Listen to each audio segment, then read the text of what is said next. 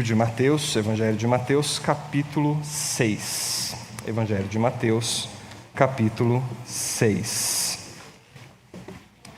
Nós hoje daremos sequência ao nosso estudo do Sermão do Monte, que se iniciou no capítulo 5 de Mateus e que inaugurou no domingo passado o capítulo 6 do Evangelho de Mateus.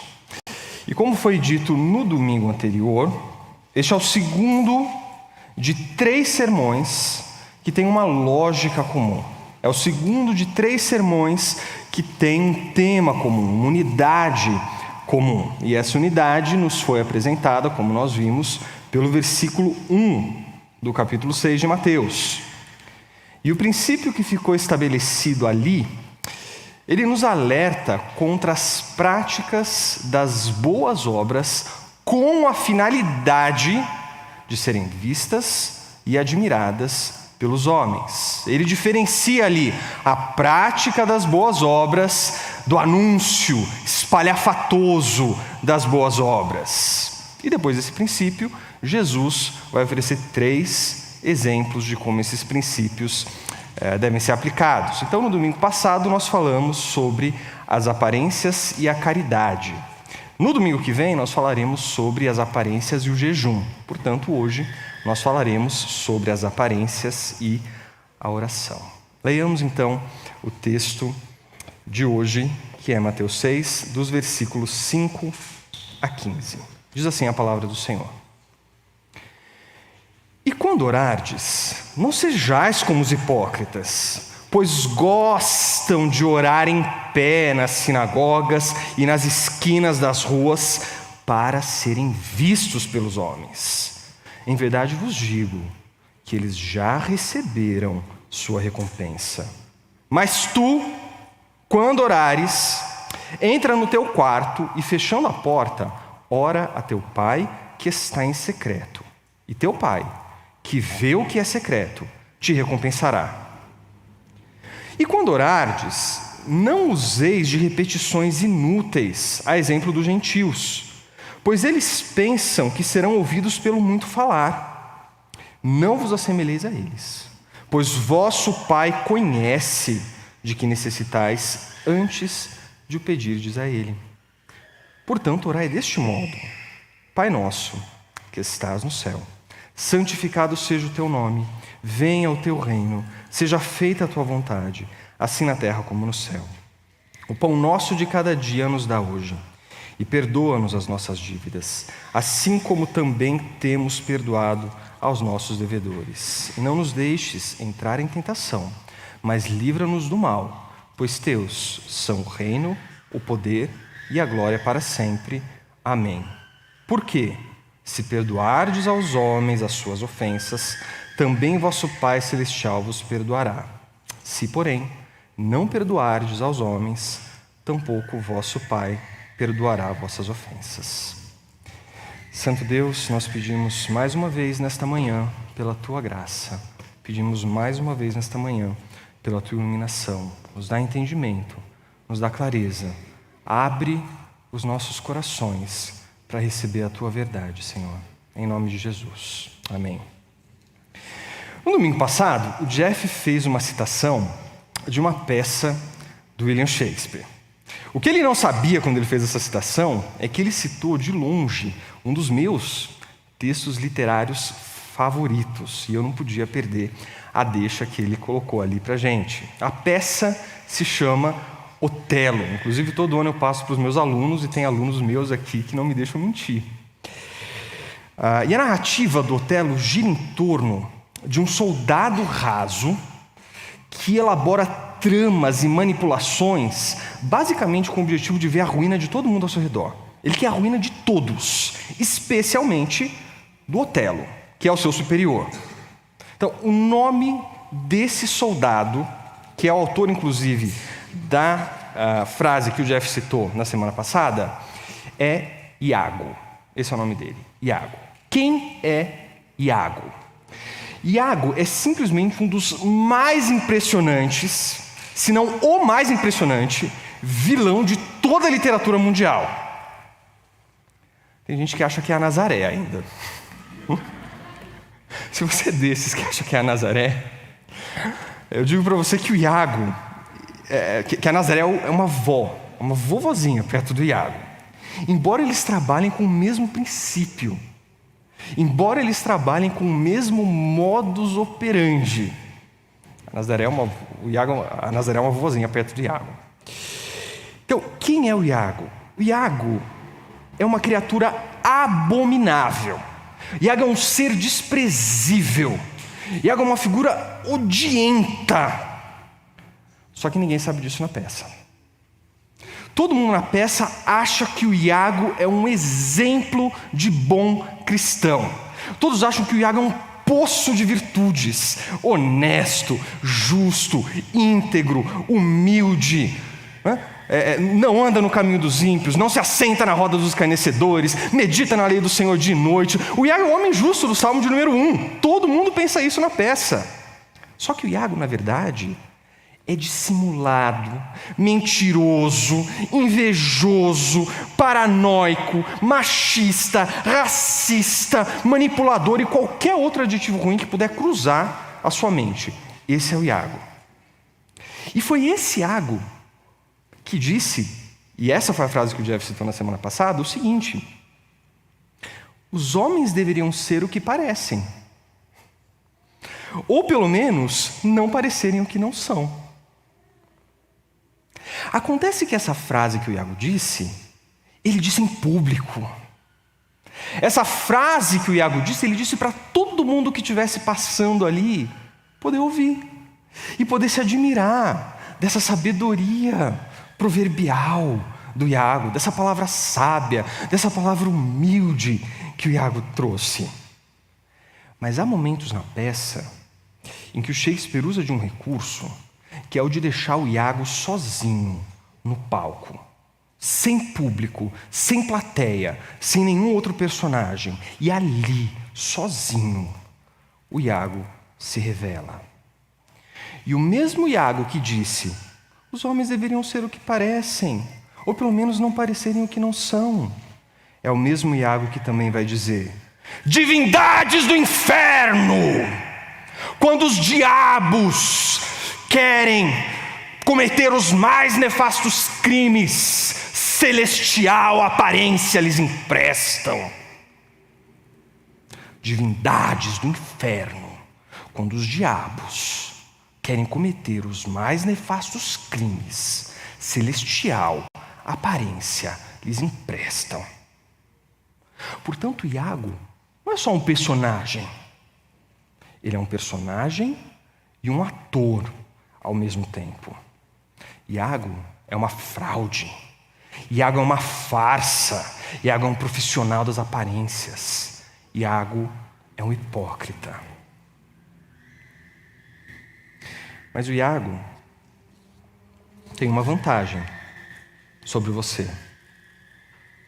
Ele está em cima de um palco. E você?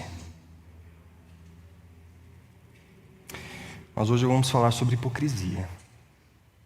Nós hoje vamos falar sobre aparências. Nós hoje vamos falar sobre oração. Eu queria dividir o nosso texto de hoje em 3 partes. A primeira parte, que vai do versículo 5 ao versículo 8, e fala sobre a falsa oração. A segunda parte, do versículo 9 ao versículo 13, que fala sobre a oração cristã. E a terceira parte, os versículos 14 e 15, que falam sobre a oração e o perdão. Comecemos então pela falsa oração. Nós vimos também no sermão passado que a estrutura desses ensinos que Jesus vai oferecer no capítulo 6 de Mateus segue sempre uma mesma lógica. Então ele começa com uma advertência e depois ele fala sobre a recompensa, ele oferece um ensino e fala sobre a recompensa. E aqui Jesus começa advertindo sobre 2 problemas relacionados à oração. Primeiro problema, a hipocrisia. Segundo problema, a verborragia. Então a hipocrisia é o que Jesus aborda ali nos versículos 5 e 6. E a fala de Jesus aqui, meus irmãos, é cristalina. Ele condena aqueles que ferem o princípio estabelecido no versículo 1, no que diz respeito à oração. Então ele condena os hipócritas que oram para serem vistos, que oram para chamar atenção, que oram porque eles gostam de ser admirados pelos outros por causa das suas aparências. É isso que está colocado aqui. Mas é preciso cuidado, porque aqui, ao contrário do que muita gente automaticamente associa, Jesus não cita os fariseus. Jesus não está falando só da hipocrisia dos fariseus. Aliás, você nem encontra a palavra fariseu nesse texto. E isso não é por acaso. Porque Jesus não está falando aqui daquela hipocrisia que é privilégio dos fariseus. Jesus está falando aqui da hipocrisia dos homens. Jesus está falando aqui com discípulos. Jesus está falando com homens e com mulheres que o seguem. Jesus está falando com você a respeito da sua hipocrisia. Então cuidado para você não ser um hipócrita e dizer, não, Jesus está falando a respeito dos fariseus, não é a respeito de mim, é a respeito de você e da sua hipocrisia. Senão esse texto não vale nada para você. E qual é o problema do hipócrita? Qual é o problema do hipócrita no ato de orar? O problema é que ele aparenta que ele está se dirigindo a Deus. Ele aparenta estar adorando o Senhor, mas na verdade ele faz de tudo o que ele pode para trazer a atenção sobre si mesmo. Todo aquele ato de orar é exclusivamente dele, por ele e para ele. E sabe qual é o mais impressionante? É que Deus oferece para esse hipócrita justamente aquilo que ele quer. O texto diz: eles já receberam sua recompensa. É o aplauso que você quer? Eis o aplauso. É a fama que você quer? Eis a fama. Receba aqui, neste mundo, a sua recompensa. Delicie-se na fama. Delicie-se no aplauso. Meus irmãos, se existe uma cena que nós jamais vamos ver quando tudo isso daqui acabar, quando toda a obra de Deus estiver consumada, se existe uma cena que nós jamais veremos, é o homem que se aproxima de Deus e que diz: Senhor, fostes injusto. Eu quis a tua graça, eu quis a tua misericórdia, eu quis o teu amor, e tudo que tu me deste foi a fama e a glória dos homens. Senhor, eu quis engrandecer e glorificar o teu nome acima de todos os nomes, e o que o Senhor me deu foi a minha própria fama no meio dos homens. Isso nunca vai acontecer. Nenhum homem poderá se colocar diante de Deus e dizer que não teve exatamente aquilo que o seu coração desejou. Não haverá nenhum homem que tenha querido glorificar a Deus, que tenha querido adorar a Deus e que não tenha recebido isso. E não haverá nenhum homem que não tenha buscado o aplauso dos homens e que não tenha recebido de alguma forma e que não tenha se dado por satisfeito com esse aplauso. Portanto, cuidado com o que você deseja. Deus pode te dar exatamente o que você quer para a sua própria ruína. Mas contra essa hipocrisia, Jesus nos apresenta também a solução. No versículo 6, ele diz: mas tu, quando orares, entra no teu quarto e, fechando a porta, ora teu pai que está em secreto, e teu pai que vê o que é secreto te recompensará. Meus irmãos, essa porta que Jesus fala, ela é tão literal quanto a porta que ele está falando no versículo em que ele disse: eu sou a porta. Se Jesus é uma porta literal, então essa porta aqui também é uma porta literal. A porta de que Jesus fala aqui é tudo aquilo que você precisa fechar para sair dos holofotes deste mundo, para sair do palco em que você encena o seu cristianismo, para sair dos olhares sedentos que te buscam e que querem te admirar e que você quer que eles te admirem. A porta pode ser simplesmente seus olhos, mas a porta também pode ser o seu terno, o seu escritório, o seu carro. A porta pode ser o seu Facebook, o seu Twitter, o seu Instagram. O que você precisa para sair dos holofotes do mundo? O que você precisa fechar para sair dos olhos do mundo? Essa é a sua porta. Pode ser que a sua porta seja, é claro, a porta do seu quarto. Mas é evidente que uma porta de madeira maciça não garante que a sua oração seja verdadeira. Se você entra no seu quarto para orar, fecha a sua porta para orar, e você continua sendo o centro de todas as atenções e de toda a sua oração, você continua orando em pé numa sinagoga. Se você entra no seu quarto para orar, e a sua oração é uma lista dos seus projetos, dos seus planos, dos seus desejos, que você quer colocar diante de Deus, então você continua orando em pé nas esquinas. A ênfase de Jesus não é na porta, e nem mesmo na solidão. A ênfase de Jesus é no secreto. É no secreto. Em sua oração, você deve entrar onde nenhum homem pode te seguir. Na sua oração, você deve entrar onde nenhum olhar pode te acompanhar. Na sua oração, você deve ir até onde nenhum aplauso pode ecoar. Ali, se você chega ali, não te resta nada. Ali você não consegue encenar para a sua igreja. Ali você não consegue encenar para a sua família. Ali você não consegue encenar nem para você mesmo. Ali não tem público e não tem plateia. Ali é você e Deus. E Ele é o único que está ali para receber a sua oração. A palavra que Jesus usa para se referir a quarto aqui é uma palavra muito interessante. É a palavra tameion, e que era muito usada para se referir a despensas e quartos que eram usados para armazenar bens e riquezas. Portanto, é como se Jesus estivesse dizendo para nós que ali, no secreto, estão reservados para nós riquezas espirituais, bênçãos celestiais. Essa é a sua recompensa, esse é o seu tesouro.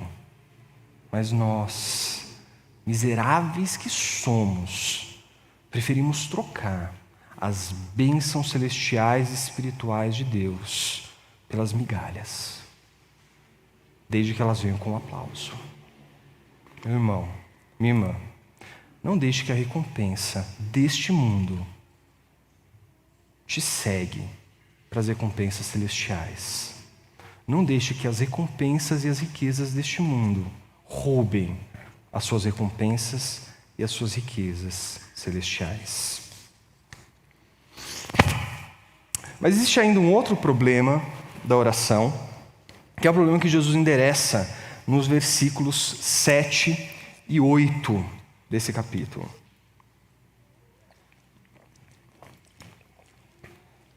Jesus diz: "E quando orardes, não useis de repetições inúteis." Geralmente essa expressão é traduzida por vãs repetições. Isso faz com que imediatamente a gente ache que o problema da oração está nas repetições. E aí quando a gente mal vê, a gente está criticando os católicos.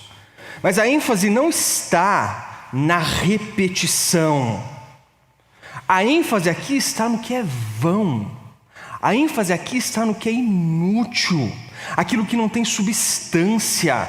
Aquilo que não tem significado real. Mas que mesmo assim se faz acompanhar por um longo palavrório, se faz acompanhar por um muito falar, como diz Jesus.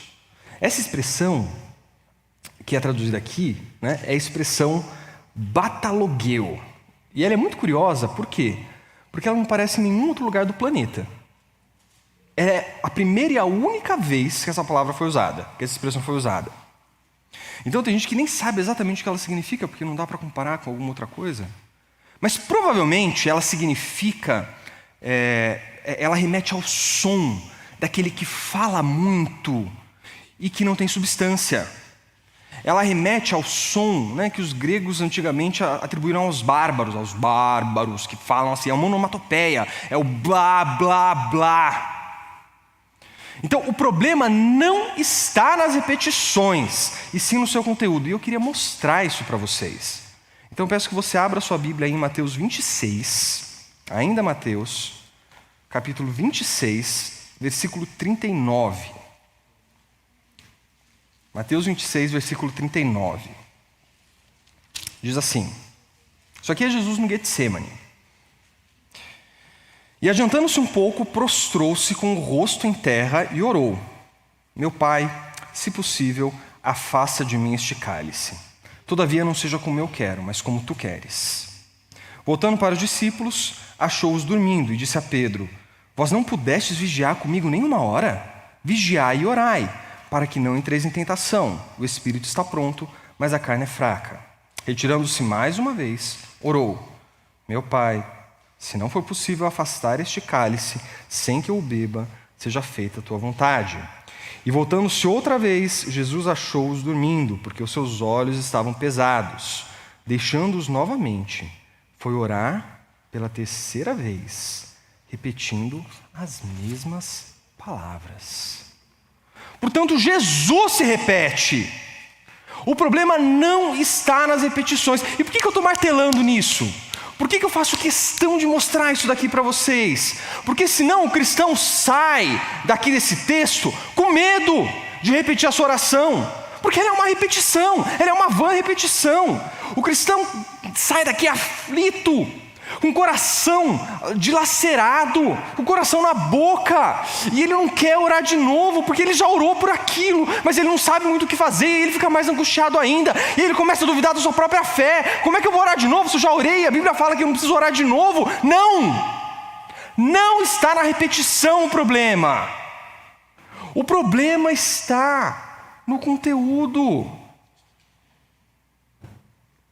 Quem é o homem que vai impor limites sobre a oração de um irmão em sofrimento? Quem é o homem que dirá: chega de oração, você já orou bastante, para uma alma enlutada, para uma alma arrebentada? Quem é esse homem? Levante sua mão, se você tem coragem de impor esse limite sobre o seu irmão. Repetir as suas orações não é batalogueu, não é blá blá blá. Repetir as suas orações para que o seu filho se converta. Repetir as suas orações para que o seu esposo, para que a sua esposa se converta. Como? Isso pode ser pecado? Não! Isso é perseverança, meus irmãos. Isso é perseverança.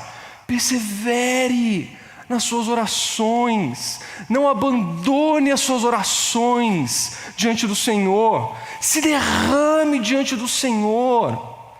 Coloque a sua angústia, busque o seu alívio no nosso Deus soberano, de novo, e de novo, e de novo, e de novo, até a consumação dos séculos. E qual é a oração que você deve orar? Isso coloca a gente na segunda parte do nosso texto, os versículos 9 a 13. Então, depois de apresentar o que é a falsa oração, Jesus se coloca a explicar no que consiste uma oração verdadeira cristã. E aqui nós temos, todos sabem, a oração do Senhor ou a oração do Pai Nosso. E é preciso fazer uma observação inicial a respeito dessa oração. É preciso desfazer a ideia de que Jesus está opondo a oração do Pai Nosso às orações públicas dos fariseus ou dos hipócritas na sinagoga. É muito comum a gente encontrar, na mentalidade evangélica geral, a seguinte ideia a respeito desse texto. Bom, o texto diz o seguinte: não sejam como os fariseus, não sejam como os hipócritas, que oram para que todo mundo veja. Entra no seu quarto, fecha a porta e ore: Pai nosso que estás no céu, santificado seja o teu nome. Mas não é isso que o texto diz. Muita gente acha, a partir disso, que a oração do Pai Nosso é uma crítica à oração pública. Não é na frente de todo mundo que você tem que orar. É no seu quarto orando o Pai Nosso que estás no céu. Mas se essa oração do Pai Nosso, que Jesus está ensinando aqui, deve ser feita no privado, se ela deve ser feita no secreto, então qual é o sentido de orarmos Pai Nosso? Nosso quem? Se você está sozinho no seu quarto. Nosso quem? Se você está no secreto com a sua porta fechada. Por que não orar meu Pai que estás no céu? Não faz nenhum sentido. A oração do Pai Nosso não é uma crítica à oração pública. Ela é um exemplo de oração pública. Jesus não está lidando aqui com a oração em secreto. Ele lidou com a oração em secreto no versículo 6. Agora ele está falando de uma oração pública. Ele já virou a chave. Então, primeiro ponto. A oração do Senhor é um exemplo de oração pública. Você pode fazer no privado? É claro. Mas ela está legitimando a oração pública. Agora, Jesus não está aqui preocupado em oferecer uma cartilha de oração, né? Uma cartilha de bons modos, de bons costumes, né? Uma espécie de etiqueta de oração, né? Tampouco um método científico de oração. Não é isso que Jesus está fazendo aqui. O que ele quer é mostrar a diferença entre uma oração pagã, uma oração hipócrita e uma oração verdadeira, uma oração cristã. Então, qual é a diferença entre uma oração verdadeira e uma oração falsa? Uma oração cristã e uma oração pagã ou hipócrita? A diferença não está na forma. Jesus não está preocupado com a métrica da sua oração. Jesus não está preocupado com as rimas da sua oração, com a prosódia da sua oração. Claro que não. Mas tampouco a resposta está no homem. A resposta não está no homem. É um erro pensar que a solução para o problema da oração está no homem. Ou você acha mesmo que a validade da sua oração depende do cuidado que você toma na hora de orar, das palavras que você escolhe, do tempo que você usa. Então, se eu pensar direitinho como é que eu vou estruturar essa oração, aí ela vai ser válida. É claro que não. Você não é a solução para o problema da oração. Especialmente para o problema da oração hipócrita. Você é o problema da oração hipócrita e não a solução. Se não fosse você, esse texto não estava aqui. Portanto, a solução não está no homem, ela está fora do homem. E é por isso que Jesus começa essa oração falando Pai Nosso. Ele tira toda a atenção do homem, ele tira toda a centralidade do homem e lança para Deus. A diferença fundamental entre a oração hipócrita e a oração verdadeira está no Deus para quem você ora. A oração reflete o Deus para quem você ora. Se a sua oração é mesquinha, o seu Deus é mesquinho. Se a sua oração é pequena, o seu Deus é pequeno. Se a sua oração é egoísta, o seu Deus é egoísta. Se a sua oração é performática, então o seu Deus também é um intérprete. O problema da oração do hipócrita é que o Deus dele é ele mesmo, e ele é uma farsa. O problema da oração do pagão é que os seus deuses são uma farsa. Portanto, quem é o seu Deus? Esse é o problema. Isso dirá se a sua oração é verdadeira ou se a sua oração é falsa. Quem é o seu Deus? Se o seu Deus é o Criador dos céus e da terra, se o seu Deus é o soberano sobre todas as coisas, se o seu Deus é o Pai que está nos céus e que sabe exatamente do que você precisa antes de você proferir a primeira palavra, então Jesus te orienta a orar da seguinte forma: Pai nosso que estás no céu, santificado seja o teu nome. Venha o teu reino. Seja feita a tua vontade. O primeiro passo da oração é tirar você do centro. O primeiro passo da oração é colocar a centralidade da sua oração nos braços de Deus. Então esse texto aqui, as 3 primeiras petições, que estão aqui no versículo 9 e 10, são um antídoto contra a hipocrisia daquele que ora, porque tira o nosso orgulho, tira o nosso ego, tira o nosso foco.